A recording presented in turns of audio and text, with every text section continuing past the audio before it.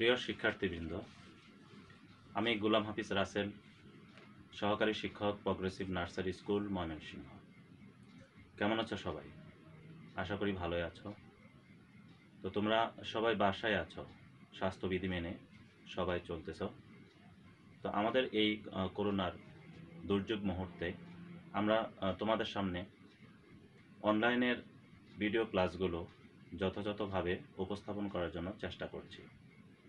তো তোমাদের সামনে আজকে আমার পঞ্চম শ্রেণীর গণিত বইয়ের ষষ্ঠ অধ্যায় নিয়ে আজকে আলোচনা করব।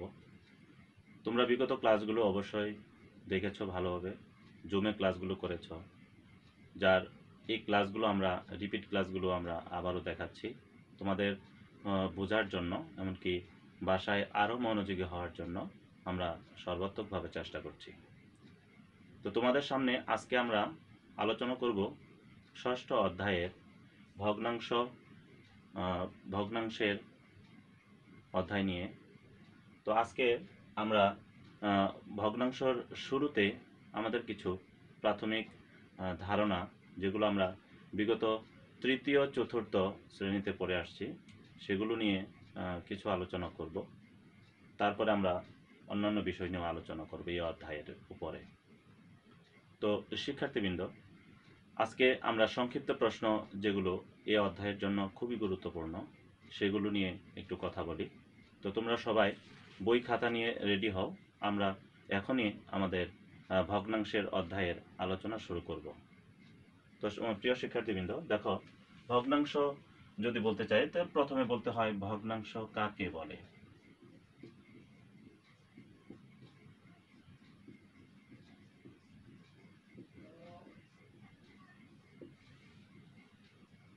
উত্তরে আমরা লিখব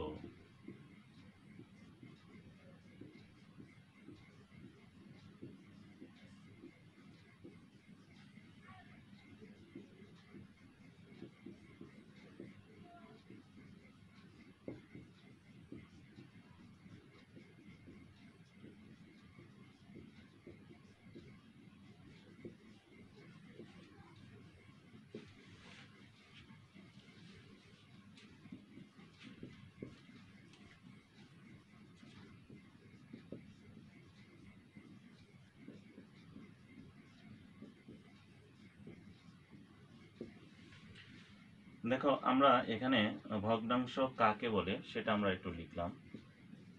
এখানে দেখো, ভগ্নাংশ কাকে বলে, কোনো জিনিস বা কোনো জিনিস অথবা কোনো বস্তুকে কতগুলো সমান অংশে বিভক্ত করার প্রক্রিয়াকে আমরা ভগ্নাংশ বলি। তো ভগ্নাংশের আমাদের কয়টা অংশ আছে? ভগ্নাংশের দুটি অংশ আছে। দুটি অংশ কি কি? একটা হলো আমাদের লব আর একটা হলো হর। এখানে আমরা ভগ্নাংশের প্রকারভেদ আমরা জানি। তো ভগ্নাংশের প্রকারভেদ সম্পর্কে আমরা যদি বলি যে ভগ্নাংশ কত প্রকার, ভগ্নাংশ হলো 3 প্রকার। লিখে নাও।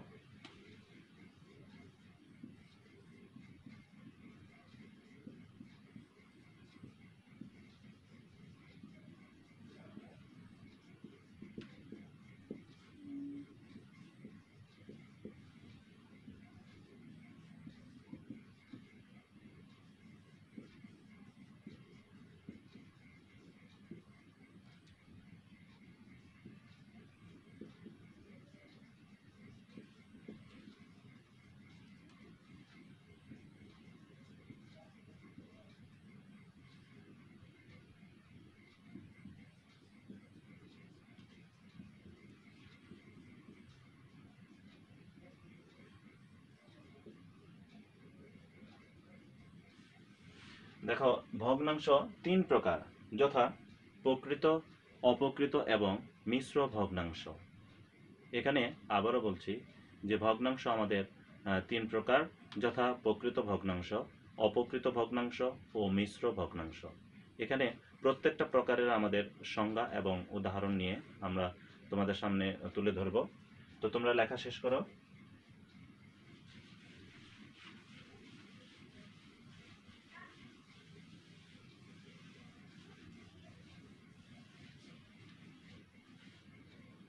প্রথমে আমরা প্রকৃত ভগ্নাংশ সম্পর্কে লিখি।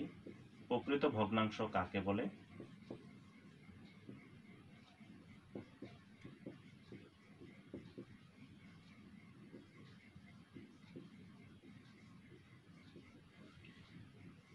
উত্তর, যে ভগ্নাংশের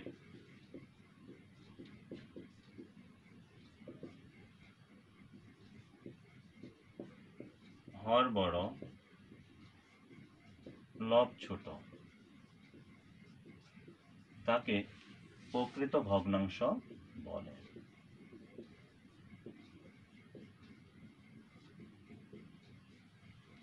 তাকে প্রকৃত ভগ্নাংশ বলে। যেমন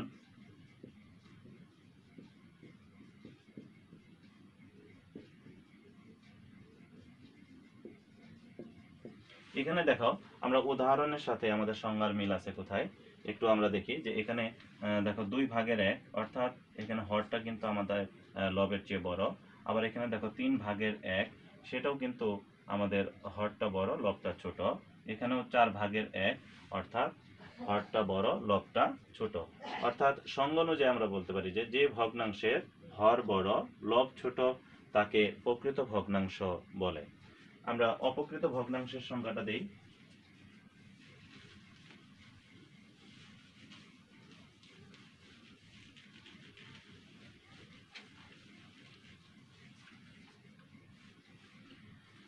অপ্রকৃত ভগ্নাংশ কাকে বলে?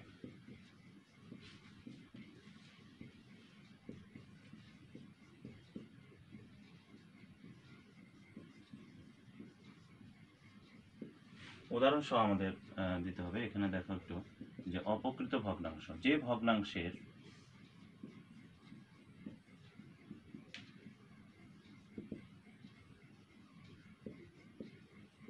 লব বড়, হর ছোট তাকে অপ্রকৃত ভগ্নাংশ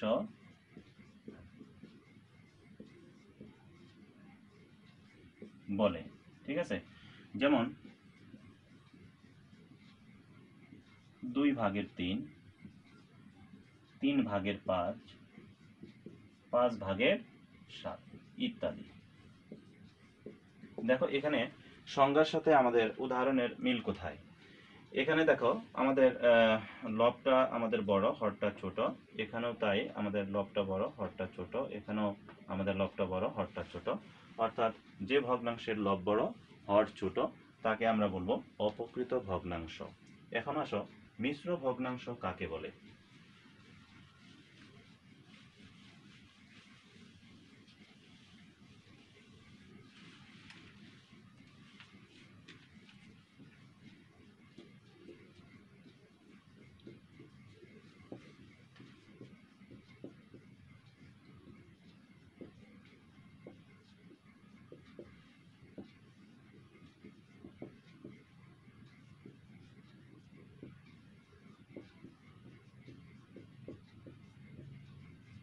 যে ভগ্নাংশে একটি পূর্ণ সংখ্যা ও একটি প্রকৃত ভগ্নাংশ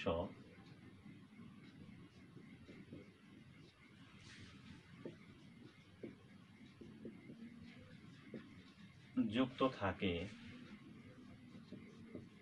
তাকে মিশ্র ভগ্নাংশ বলে।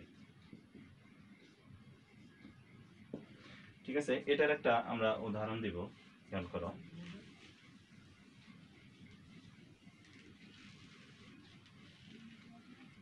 যেমন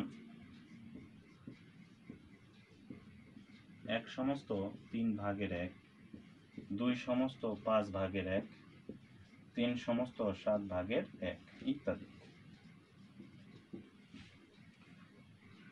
এখানে যে ভগ্নাংশে একটি পূর্ণ সংখ্যা এবং ওই একটি প্রকৃত ভগ্নাংশ যুক্ত থাকবে সেই ভগ্নাংশটিকে আমরা মিশ্র ভগ্নাংশ বলি। এখানে উদাহরণের সাথে আমাদের সংজ্ঞার মিল কোথায় দেখো। এখানে আমাদের একটা পূর্ণ সংখ্যা, যেমন 1 হলো আমাদের পূর্ণ সংখ্যা, 2 পূর্ণ সংখ্যা, 3 আমাদের পূর্ণ সংখ্যা। পরে বলতেছি যে প্রকৃত ভগ্নাংশ যুক্ত থাকে। তাহলে প্রকৃত ভগ্নাংশ কিভাবে হয়? আমরা প্রকৃত ভগ্নাংশের আগে সংজ্ঞা করলাম যে ভগ্নাংশে হরটা বড় হবে, লবটা ছোট হবে, সেটাই হলো আমাদের প্রকৃত ভগ্নাংশ। সেক্ষেত্রে দেখো যেখানে পূর্ণ সংখ্যার পরে 3/1 হলো আমাদের প্রকৃত ভগ্নাংশ, এখানে 2 হলো আমাদের একটা পূর্ণ সংখ্যা, সেখানে 2 এর পরে হলো 5/1 হলো আমাদের প্রকৃত ভগ্নাংশ। অনুরূপভাবে আমরা 3/7/1 এটাও আমাদের একটা মিশ্র ভগ্নাংশের উদাহরণ। তো আমরা আজকে ভগ্নাংশের 3টা প্রকার সম্পর্কে আমরা আলোচনা করলাম। এরপরে আসো আরো ভগ্নাংশ আছে, যেমন সমতুল ভগ্নাংশ কাকে বলে?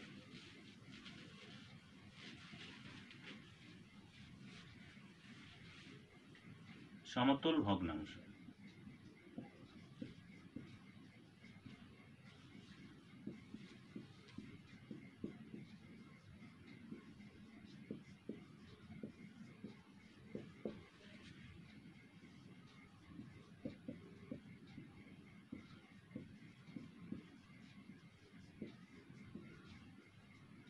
দুই বা ততোধিক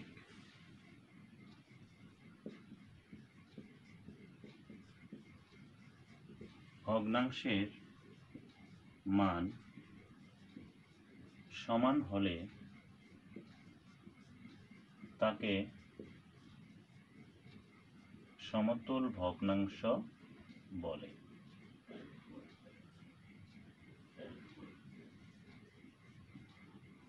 যেমন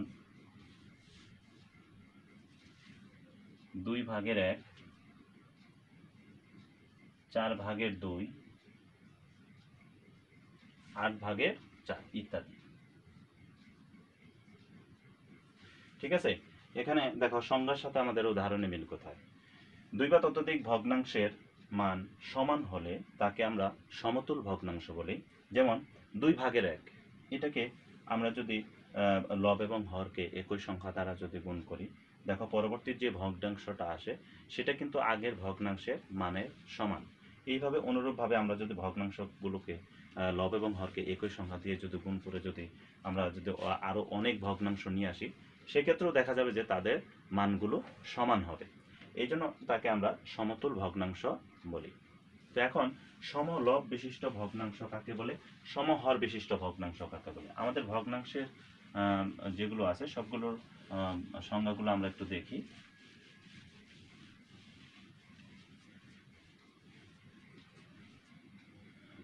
সাত নাম্বার, সমহর বিশিষ্ট ভগ্নাংশ কাকে বলে? হর বিশিষ্ট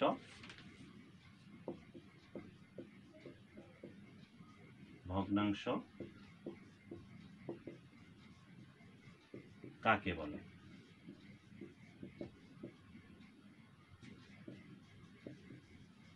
যেসব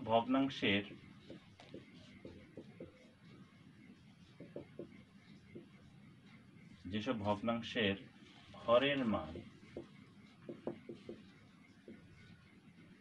হরের মান সমান,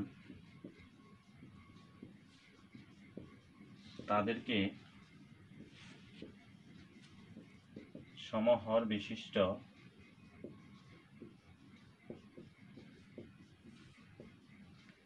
ভগ্নাংশ বলে। যেমন এখানে যদি বলি সমান হর বিশিষ্ট, তাহলে হরগুলো সমান হবে, তাই না? এরকম এগুলো হলো আমাদের সমহর বিশিষ্ট ভগ্নাংশ, যাদের হর আমাদের সমান, যাদের হর আমাদের সমান হবে তাদেরকে আমরা সমহর বিশিষ্ট ভগ্নাংশ বলবো। সমলব বিশিষ্ট ভগ্নাংশ কাকে বলে?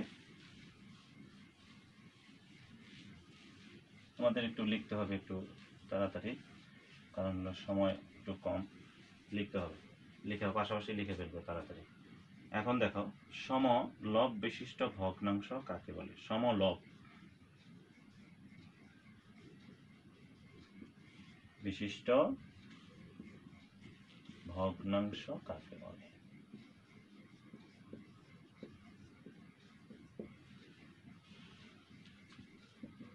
উত্তর, যেসব ভগ্নাংশের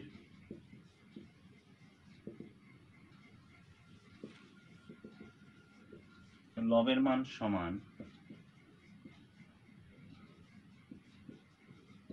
তাদেরকে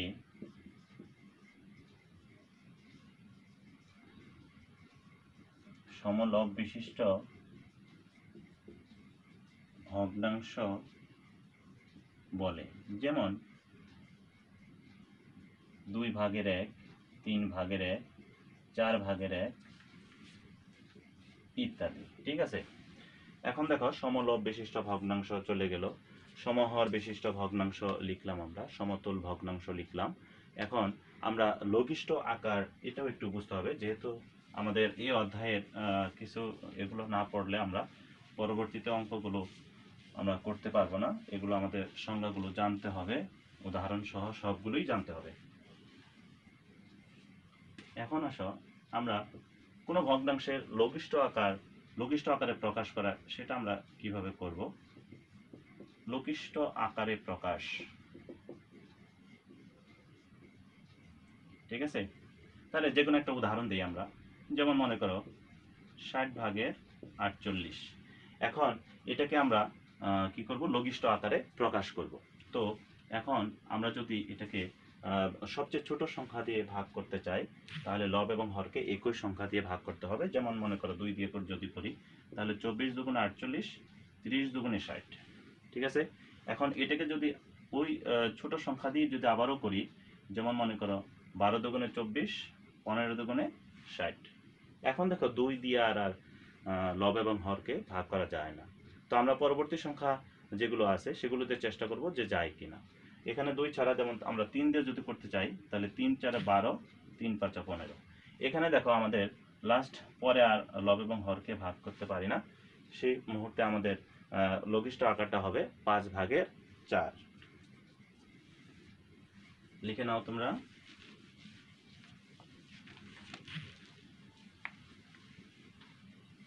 পরবর্তীতে আমরা দেখব যে মিশ্র ভগ্নাংশ থেকে আমরা অপকৃত ভগ্নাংশে কিভাবে প্রকাশ করব, তার একটা সূত্র আছে, সেটা আমরা লিখব এখন।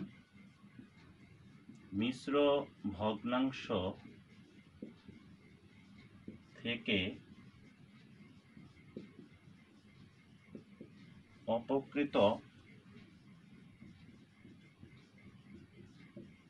ভগ্নাংশে প্রকাশ করার নিয়মটা কি, যে আমরা লিখব যে পূর্ণ সংখ্যা গুণ হর যোগ লব, নিচে হবে আমাদের হর। তো আমরা একটা উদাহরণ যদি দিই, যেমন মনে করো এরকম দিয়ে 1 গুণন, এরকম একটা উদাহরণ, যেমন মনে করো যে 1 সমস্ত 2/1। এটাকে যদি আমরা এই মিশ্রকে যদি আমরা একটা উদাহরণ দিয়ে প্রকাশ করি, যেমন 1 সমস্ত 2/1, এটাকে যদি করতে চাই, তাহলে 1 গুণন 2 যোগ 1, তাই না, আর নিচে হলো হর হিসেবে 2 আছে। এই যে দেখো আমরা একটা উদাহরণ দিলাম যে 1 সমস্ত 2/1, তাই না। তো এখন এই 1 হলো আমাদের পূর্ণ সংখ্যা, এই যে লিখলাম। পরে আমাদের হর হলো আমাদের 2 গুণ 2, লব হলো আমাদের কত, 1, লব হলো 1। তো হর হিসেবে আমাদের 2 আছে, 2 যে হর হিসেবে আমরা 2 লিখলাম। এটাকে আমরা লিখতে পারি এখানে একটু গুণ করে যোগ করব, যেমন 2 কে 2, 1 কে 3, তারপরে 2/3। এটা কিন্তু আমাদের মিশ্র থেকে অপকৃত ভগ্নাংশে প্রকাশ করার একটা নিয়ম, যেটাকে আমরা এইভাবে উদাহরণ দিয়ে প্রকাশ করতে পারি।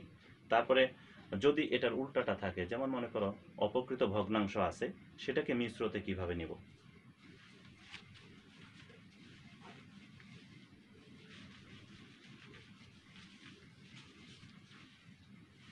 দেখো আমরা 11 নাম্বার দিয়ে যদি একটা উদাহরণ দিই, যেমন মনে করো এখানে 3/5কে মিশ্রতে প্রকাশ করো বা মিশ্র ভগ্নাংশে প্রকাশ করো। মিশ্র ভগ্নাংশে প্রকাশ করো। এখন দেখো আমরা 3/5কে আমরা একটু 3 দিয়ে 5কে ভাগ করব। দেখো 3 1 3, ভাগ শেষ থাকলো কত, 2, তাই না। এখন এটাকে যদি আমরা লিখতে চাই, মিশ্রতে যদি আমরা এটাকে প্রকাশ করতে চাই, সেক্ষেত্রে আমরা কি লিখব, এখানে লিখতে পারি যে আমরা ভাগফল কিন্তু আমাদের, এটা কিন্তু আমাদের পূর্ণ সংখ্যা, এটা আমাদের পূর্ণ সংখ্যা। তাহলে পূর্ণ সংখ্যা হিসেবে আমরা মিশ্রতে গঠন করতে গেলে একটা পূর্ণ সংখ্যা লাগে, তারপরে আমাদের একটা প্রকৃত ভগ্নাংশ লাগবে। তো যেটা দিয়ে ভাগ করব আমরা সেটা হবে হর। যেমন 3 দিয়ে ভাগ করছে সে হর হিসেবে থাকবে, আর ভাগশেষ যে থাকবে সে কিন্তু আমাদের লব হিসেবে থাকবে। অর্থাৎ 2 কিন্তু আমাদের ভাগশেষ, সেটা লব হিসেবে থাকলো। তাহলে আমরা এটাকে 3 ভাগের 5কে আমরা মিশ্রতে প্রকাশ করলে আমরা এইভাবে লিখতে পারি 1/3/2। অর্থাৎ এখানে যদি মিশ্রতে প্রকাশ করে নিয়মটা যদি ব্যবহার করা, দেখবে যে 3 ভাগের 5ই আমাদের রেজাল্ট চলে আসবে।